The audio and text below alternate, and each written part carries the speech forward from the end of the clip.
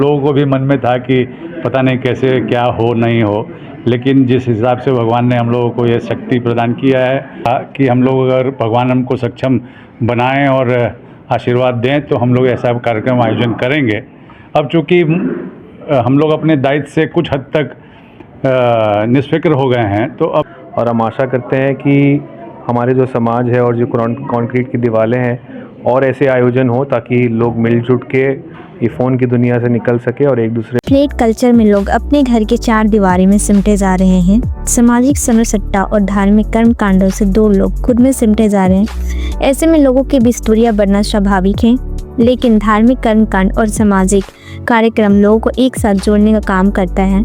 यही वजह है कि कोलकाता में सिल्वर स्प्रिंग कॉम्प्लेक्स में निवासियों के बीच और राठौर परिवार की ओर महानगर में कर्कृत जंगल में पहली बार 21 दिनों तक 21 ब्राह्मणों द्वारा 1.25 लाख हनुमान चालीसा का पाठ कर एक अनूठा इतिहास रचा जा रहा है, जहां सभी समुदाय और वर्ग के लोग भक्ति भाव के साथ इसमें शामिल होते नजर आ रहे हैं। एक तरफ भव्य तरीके से 1.25 लाख हनुमान चालीसा का पाठ और दूसरी ओर चैत्र नवरात्रि और रमजान के महीने में अन्य स्थानों पर अपनी इबादत कर रहे हैं। हनुमान चालीसा के पाठ में आयोजन को पूरी तरह भक्ति और श्रद्धा का प्रतीक बताते हुए आयोजनकर्ता संजय सिंह राठौर की पत्नी निभा सिंह ने बताया कि हनुमान जी के आशीर्वाद से उनको इस तरह के आयोजन की प्रेरणा मिलती रही है। निभा सिंह इस प्रयास और संकल्प से राठौर परिवार को बेहद खुश हैं और अपनी खुशी का इजहार कुछ इस तरह से कर रही हैं। 21 साल पहले अपने जोका प्रांगण में जो एक आज NVR प्राइड में स्थित हनुमान मंदिर की स्थापना के समय बद गई थी, इस जागृत हनुमान जी की मनोकामना सिद्ध मूर्ति की प्राण प्रतिष्ठा हुई तो राठौर परिवार खुद से उस मुकाम पर पहुंचा हुआ महसूस करने लगा जिसकी उसने कामना किया। इसके बाद पूरे परिवार की आस्था हनुमान जी के प्रति बढ़ने लगी, जिससे देख परिवार इस बार आयोजन कोलकाता में अपने निवास स्थान के सिल्वर स्प्रिंग में कम्युनिटी हॉल में करने का निर्णय लिया ताकि लोगों कलयुग साक्षात भगवान कह रहे जाने लगे। हनुमान जी की खासकर ये साल उनके नाम से समर्पित होने के कारण उनके चमत्कार और आशीर्वाद का लाभ लोगों को प्राप्त हो सके।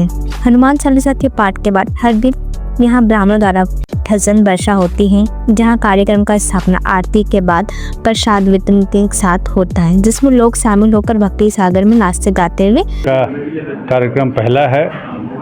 सौभाग्यशाली है हम सब, बंगाल की इस पावन धरती पर एक इतिहास रचा जा रहा है और हम लोग इसके साक्षी हैं।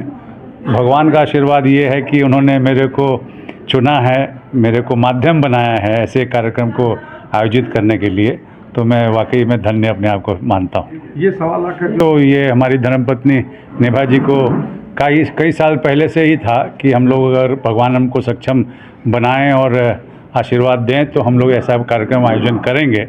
अब चूँकि हम लोग अपने दायित्व से कुछ हद तक निष्फिक्र हो गए हैं तो अब हम लोगों का ये था कि हम लोग एक भगवान को थैंक्स गिविंग मतलब उनका धन्यवाद अर्पण करने के लिए हम लोगों ने ये कार्यक्रम को आयोजन किया। बहुत साहस की ज़रूरत थी जो कि हमेशा निभा से मिलता रहा है, तो हम लोगों ने एक ये शुरुआत किया है ताकि इससे प्रेरणा लेकर के और भी आने वाले समय में लोग भी इस चीज़ को समझें, जाने कि ये किया जा सकता है। क्योंकि अभी तक तो हम लोग भी खुद भी ये सोच रहे थे कि क्या ये संभव होगा, ये संभव है कि नहीं है, लेकिन हाँ लोगों को भी मन में था कि पता नहीं कैसे क्या हो नहीं हो, लेकिन जिस हिसाब से भगवान ने हम लोगों को ये शक्ति प्रदान किया है, आशीर्वाद प्रदान किया है, बहुत अच्छा लग रहा है। जितने भी लोग आ रहे हैं, बड़े बुजुर्ग छोटे बच्चे जितने भी हैं, मतलब वो लोग मुक्त हो मनमुग्ध होकर यहाँ से जाते हैं, तो ये हमको सबसे ज़्यादा खुशी देती है।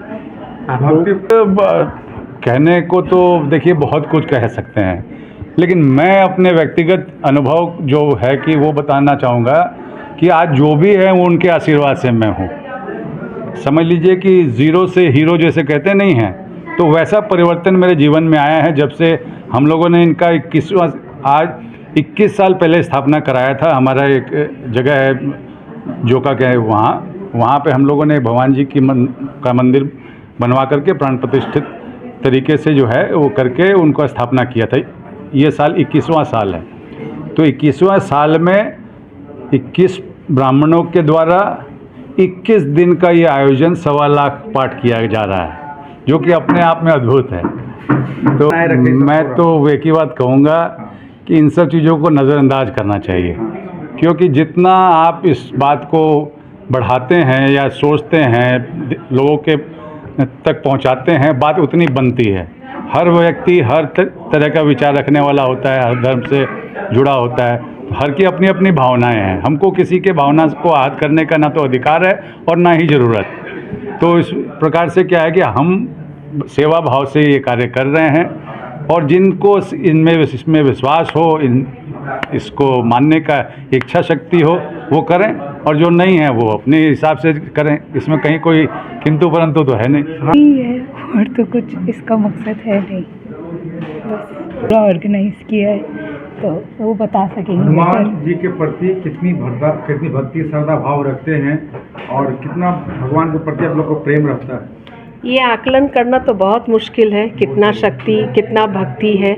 हाँ, भक्ति में शक्ति रोज़ बढ़ाते जाना है ताकि भक्ति और ऊंचाई पर जाए।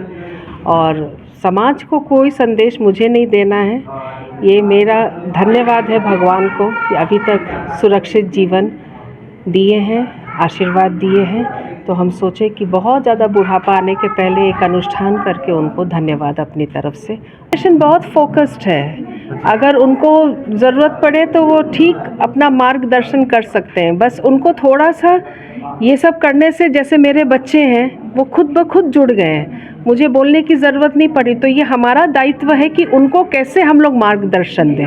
गार्जियन फोर्स नहीं कर सकते, लेकिन आप अपना मार्ग सही रखेंगे तो बच्चे आपके पीछे पीछे आएंगे ही उस मार्ग पे। तो वो इतना बड़ा अनुष्ठान करवा दिए, तो मेरे परिकल्पना के बहुत बाहर था। ये पहली बार करवाएं कि वो हर साल कराते रहते हैं? हर साल हम हनुमान जयंती मनाते हैं, जन्मोत्सव मनाते हैं, लेकिन ये पहली बार हम ये संकल्प लेके ये 1.25 लाख चालीसा का पाठ बैठा है। ये कब तक चल रहा था प्रोग्राम? आज? जी नहीं, ये शनिवार से स्टार्ट किया जी। आज समापन हुआ है? समापन नहीं हुआ है, समापन तो 11 तारीख को होगा। 21 दिन का अनुष्ठान है ये। 1.25 लाख तो 4 दिन में हो नहीं सकता है। 12 अप्रैल को समापन होगा हनुमान चालीसा का, और 12 अप्रैल को जन्मोत्सव होगा हनुमान जी। मेरा सौभाग्य है कि हनुमान जी की कृपा से हमें इस चीज़ का माध्यम बनाया गया, और लोग हमसे और एक दूसरे से जुड़ रहे हैं, भेदभाव के प्रति जुट रहे हैं। तो इससे बड़ा सौभाग्य हमारे लिए और कुछ नहीं हो सकता है। और हम आशा करते हैं कि हमारे जो समाज है और जो कंक्रीट की दीवारें हैं, और ऐसे आयोजन हो ताकि लोग मिलजुट के ये फ़ोन की दुनिया से निकल सके और एक दूसरे और भक्ति में मगन हो सके।